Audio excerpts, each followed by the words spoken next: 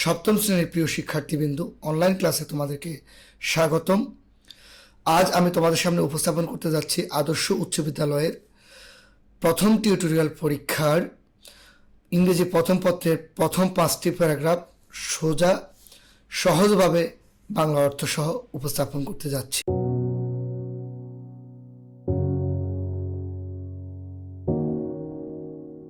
প্রিয় শিক্ষার্থীবৃন্দু, এতক্ষণে তোমরা নিশ্চয়ই বুঝে ফেলেছো আমি কী নিয়ে আলোচনা করব।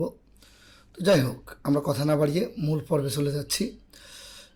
দেখতে পাচ্ছ Adarsha high school class 7 English first paper, আর হচ্ছে এটা ফার্স্ট টিউটোরিয়াল এক্সামিনেশনের সিলেবাসটা আমরা তোমাদের সাথে শেয়ার করতেছি। আমরা লাইনটাকে একটু সোজা করে নিচ্ছি। ওকে, দেখো, প্রথম যে প্যারাগ্রাফটা তোমাদের সিলেবাসে রয়েছে 2025 সালে ফার্স্ট টিউটোরিয়াল পরীক্ষা ফেব্রুয়ারি মাসে যেটা হতে যাচ্ছে, মাই ফেভারিট টিচার। তো মাই ফেভারিট টিচার সম্পর্কে তোমাকে প্যারাগ্রাফটা আমি পড়ে শোনাচ্ছি। Mister Ali Asgar Khan is my favourite teacher. আমার প্রিয় শিক্ষক হচ্ছেন mister Ali Asgar Khan. He is an MA in English. তিনি ইংরেজিতে MA পাশ করেছেন। He has also a BEd degree. তিনি BEd ডিগ্রি অর্জন করেছেন। তোমরা ডিসপ্লেতে যেটুকু কালো হয় সেটা দিয়ে খেয়াল করো। He is a young teacher and he is very smart. তিনি একজন তরুণ শিক্ষক এবং তিনি খুব সুদর্শন। He is helpful. তিনি খুব সহায়ক টু দ্য স্টুডেন্টস, ছাত্রছাত্রীর জন্য। And his teaching method is very pleasing and nice. এবং তার শিক্ষাদানের পদ্ধতিটা খুব সুন্দর এবং আনন্দঘন। হি প্রেজেন্টস এভরিথিং টু স্টুডেন্টস। তিনি সব কিছু ছাত্রছাত্রীদেরকে প্রদান করেন ইন অ্যান ইজি ওয়ে, খুব সহজ ভাষায়। He is very lively in the class. তিনি শ্রেণীকক্ষে খুবই প্রাণবন্ত। লিভলি শব্দের অর্থ হচ্ছে প্রাণবন্ত। And teaches the students carefully, এবং ছাত্রছাত্রীদেরকে খুব যত্নের সাথে শেখায়। হিজ বিহেভিয়ার, তার আচার আচরণ, ইজ ওয়েল, খুব ভালো। And all the students respect him, এবং সকল ছাত্রছাত্রীরা তাকে সম্মান করে। Mister Khan is not only a teacher but also a good friend. Mister Khan শুধুমাত্র একজন ভালো শিক্ষক নয়, তিনি একজন ভালো বন্ধুর মতো। অ্যান্ড গাইড টু আস, এবং আমাদেরকে পথ প্রদর্শন করে। হি গাইডস আস ইন গেমস। তিনি আমাদেরকে খেলাধুলায় পথ প্রদর্শন করে। অ্যান্ড স্পোর্টস, এবং গেমস অ্যান্ড স্পোর্টস খেলাধুলায়। অ্যান্ড ইন কালচারাল অ্যাক্টিভিটিস, সাংস্কৃতিক অনুষ্ঠানে। He is also enriched with a good sense of humours. তিনি খুব হাস্যরসের একজন ভালো মানুষ। হয়ে নেভার উই ফিল বোর, যখন আমরা বিরক্ত হই, বোরিং ফিল করি। হি এন্টারটেইনস আস উইথ স্টোরিজ। তিনি গল্প বলে আমাদেরকে আনন্দ দেয়। হ্যাভিং গুড মরাল, নৈতিক শিক্ষা প্রদান করে। He possess a good moral character. তিনি একটা ভালো উত্তম চরিত্রের অধিকারী। এভরিবডি রেসপেক্ট, একটু খেয়াল করো, লাস্টে বলছে everybody respects him for his pleasing and amiable gesture. তার অমায়িক ব্যবহারের জন্য প্রত্যেকে তাকে সম্মান প্রদান করে। প্রিয় শিক্ষার্থীরা, আমরা এখন তোমাদেরকে দ্বিতীয় প্যারাগ্রাফটা নিয়ে যাচ্ছি, এ রেইনি ডে। তো এই প্যারাগ্রাফটা অত্যন্ত গুরুত্ব দিয়ে শিখবা, কারণ এটা যেমনটা 7-এ আছে, 8, 9, 10 ইন্টারমিডিয়েট সব ক্লাসে এই প্যারাগ্রাফটা তোমার দরকার হবে। তারপর পড়তেছি, a rainy day. A rainy day is the most common day during rainy season. তো বলছে বর্ষার সময় রেইনি ডে বা বৃষ্টির কালটা খুব কমন, মানে খুব প্রচলিত। হোয়েন ইট রেইনস, যখন বৃষ্টি হয়, অল ডে লং, সারাদিন। The day is called a rainy day, তখন দিনটাকে বৃষ্টির দিন বলে ঢাকা হয়। সামটাইমস মাঝে মধ্যে ইট রেইনস হ্যাভিলি, খুব বৃষ্টি হয়।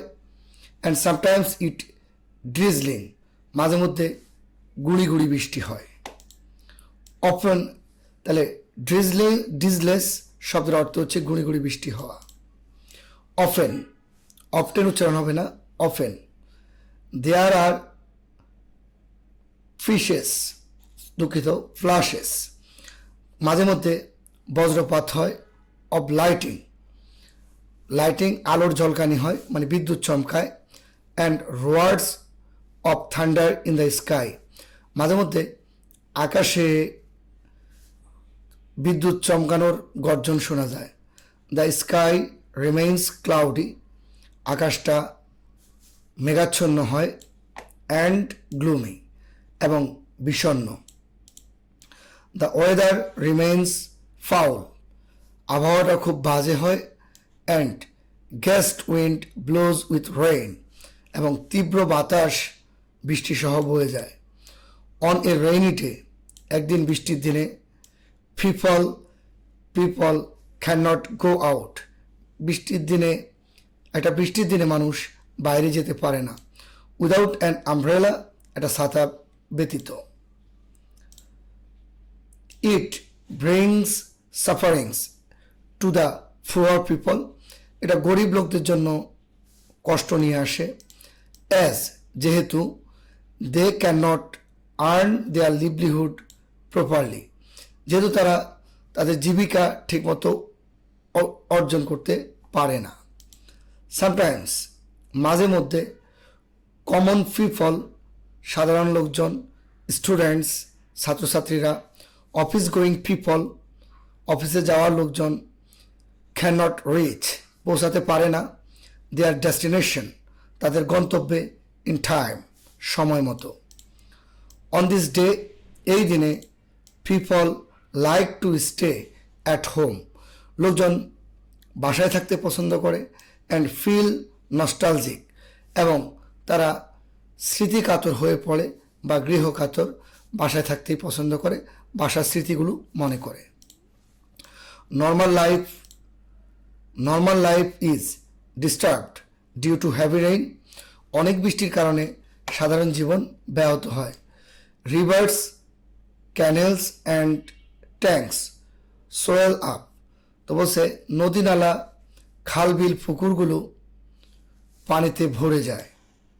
সোয়েল আপস মানে হচ্ছে ভেসে যায়। রোডস অ্যান্ড পথস, রাস্তাঘাটগুলো, গেট মাডি, কর্দমাক্ত হয়। অ্যান্ড স্লিপারি, পিচ্ছিল হয়। দোজ হু হ্যাভ ইমাজিনারি, যারা নাকি কল্পনার রাজ্যে বসবাস করে। বেন্ট অন মাইন্ড, কল্পনার আঁকেবাঁকে, মনের আঁকেবাঁকে বসবাস করে। Enjoy the beauty of rainy day, তারা বৃষ্টির দিনের সৌন্দর্য উপভোগ করে। অন দ্য আদার হ্যান্ড, অন্যদিকে, a rainy day has good effects, একটা বৃষ্টির দিনের খুব বড় প্রভাব রয়েছে। অন দ্য সয়েল, মাটিতে। It makes the soil fertile, এটা মাটিকে উর্বর করে। It helps plants and crops to grow, এটা ফসল এবং গাছ জন্মাতে সহায়তা করে। আফটার অল, মোটের উপর, a rainy day gives us both joy and sorrow, সব মিলিয়ে এই বৃষ্টির দিনটা আমাদেরকে দুঃখ এবং আনন্দ দুটোই দেয়। তো তোমরা এই দুটো প্যারাগ্রাফ আমি একসাথে শো করতেছি আমার ডিসপ্লেতে, একটু স্ক্রিনশট দিয়ে নাও। Let's start. 1 2 3 স্ক্রিনশট। আমরা এখন 3 নাম্বার প্যারাগ্রাফে যাচ্ছি। এটা হচ্ছে ট্রাফিক জ্যাম, এটাও তোমাদের সিলেবাসে থাকা একটা প্যারাগ্রাফ, আমি পড়তেছি। Traffic jam is a common affair in Dhaka city, অথবা তুমি দিতে পারো বিগ সিটিজ, বড় শহরগুলোতে ট্রাফিক জ্যাম একটা সাধারণ দৃশ্য। ইট ইজ নাও, আমি আরেকটু বড় করি তোমাদের দেখার সুবিধার্থে, it is now an irritating problem in Bangladesh, এটা এখন বাংলাদেশের একটা বিরক্তিকর সমস্যা। দিস প্রবলেম ইজ এই সমস্যাটা, this problem is the result of the rapid growth of population, দ্রুত জনসংখ্যার বৃদ্ধির ফলেই এই ট্রাফিক জ্যামটা হয়, and the increase number of vehicles, এবং পর্যাপ্ত পরিমাণে যানবাহন বৃদ্ধির ফলে হচ্ছে। In proportion to our population, আমাদের জনসংখ্যার তুলনায় রোডস হ্যাভ নট ইনক্রিজড, রাস্তা বৃদ্ধি পায়নি। মোরওভার, আরও বেশি করে বললে, Dhaka city is full of rickshaw, Dhaka শহরটা অনেক রিক্সায় ভরপুর, আর এখন তো অটো সাম্রাজ্য। And rickshaw pullers do not follow the traffic rules, এবং রিক্সা চালকেরা ট্রাফিক রুলস সম্মান করে না। নেভার মেনটেইন এ কিউই, তারা কোনো সিরিয়াল বা লাইন মেনটেন করে না। কিউই শব্দের অর্থ হচ্ছে line. While waiting to proceed untimely loading, যখন অসময়ের জ্যামজট হয় তখনও। আনলোডিং গুডস অফ ট্রাকস, এবং ট্রাকের মধ্যে যখন জিনিসপত্র নামায় উঠায় তখনও তারা কোনো নিয়ম মানে না, বেনিয়ম। আচ্ছা, এরপর বলছে unauthorised markets by the road side, ফুটপাতের মধ্যে অনিয়ন্ত্রিত ব্যবসা বাণিজ্য। আনওয়াইজিং পার্কিং টু ভেহিকেল, যত্রতত্র গাড়ি পার্ক করে রাখা। পাবলিক মিটিং, জনসমাবেশ দেওয়া রাস্তার উপর। প্রসেশন ইকসেট্রা, জেনারেলি সাধারণত। কজ ন্যারো রোডস, সরু রাস্তায় হচ্ছে কারণ। In another causes of traffic jam, traffic জ্যামের অন্যতম আরেকটা কারণ। মোস্ট অফেন, প্রায়। Traffic jam occurs, traffic jam ঘটে। অ্যাট অফিস টাইম, অফিসে যাওয়ার সময়। And also at the time when the office ব্রেকস, যখন অফিস ছাড়ে আর অফিসে যায় মানুষ তখনই বেশি যানজট তৈরি হয়। সামটাইমস, মাঝে মধ্যে।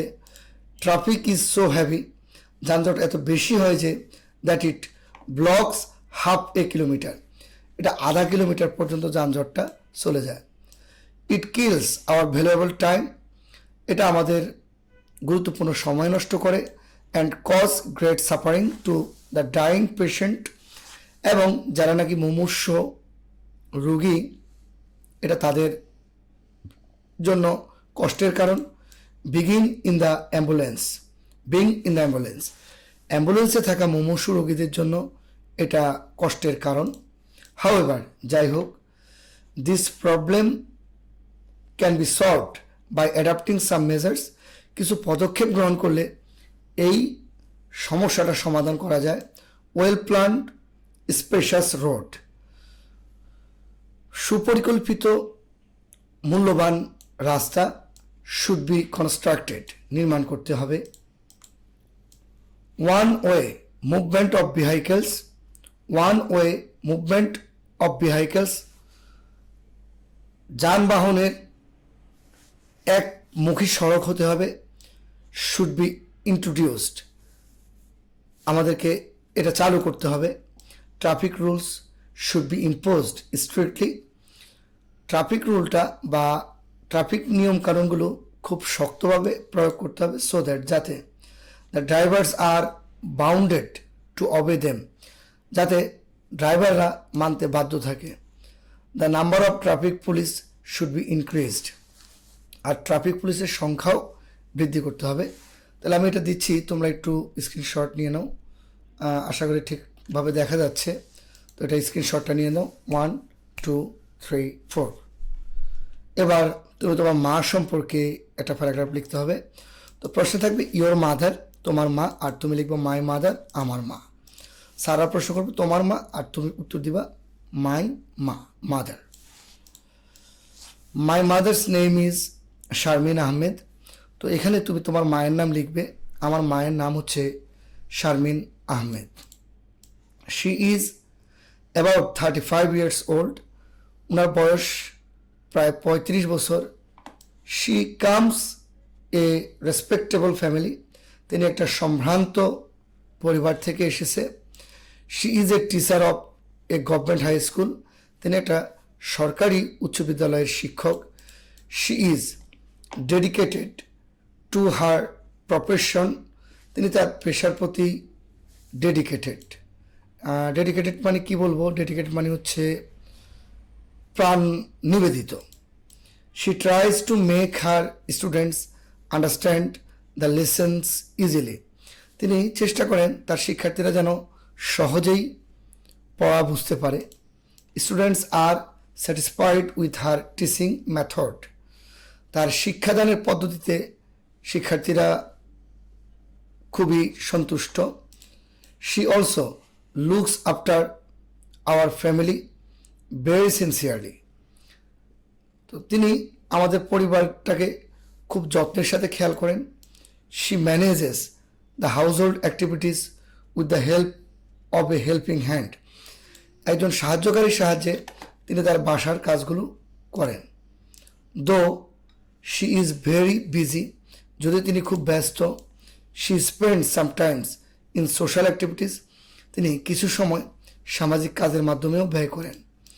When the neighbours face any problem, যখন প্রতিবেশীরা কোনো সমস্যায় পড়ে, they come to my mother to get advice, তারা আমার মায়ের কাছে আসে উপদেশ নেওয়ার জন্য। My mother takes great care of health, আমার মা স্বাস্থ্যের অনেক খেয়াল রাখে। হোয়েন আই ফল ইল, যখন আমি অসুস্থ হই। শি বিকামস ভেরি ওয়ারিড, তিনি খুব চিন্তিত হয়ে পড়েন। বাট হার দেখো, but her face smiles with joy when I come round, যখন আমি সুস্থ হই তার মুখটা হাসিতে ভরে যায়। My mother is also very pious, আমার মা খুবই ধার্মিক। She reads a lot of religious books in her free time in leisure, তার মানে যখন তিনি অবসরে থাকেন তখন তিনি অনেক বই পড়েন। She is my best friend, তিনি আমার সবচেয়ে ভালো বন্ধু। There is none so dear to me, আমার কাছে ওনার চেয়ে প্রিয় কেউ নেই। অ্যাজ মাই মাদার, আমার মায়ের মতো। I love my mother so dearly, আমি খুবই তীব্রভাবে আমার মাকে ভালোবাসি। I am proud of having such a mother, এরকম একজন মা থাকার কারণে আমি গর্বিত। তো তোমরা এই প্যারাগ্রাফটাও দেখতে পাচ্ছ, এটা স্ক্রিনশট নিয়ে নাও। তো আশা করছি ক্লাসটা তোমাদের কাছে উপভোগ্য হয়েছে। আর সবাই ভিডিওটাগুলো পজ করবে, তারপর খাতায় লিখবে, আর এরপর আমার কাছে সাবমিট করবে এবং আমি এটার উপর স্বাক্ষর দেব।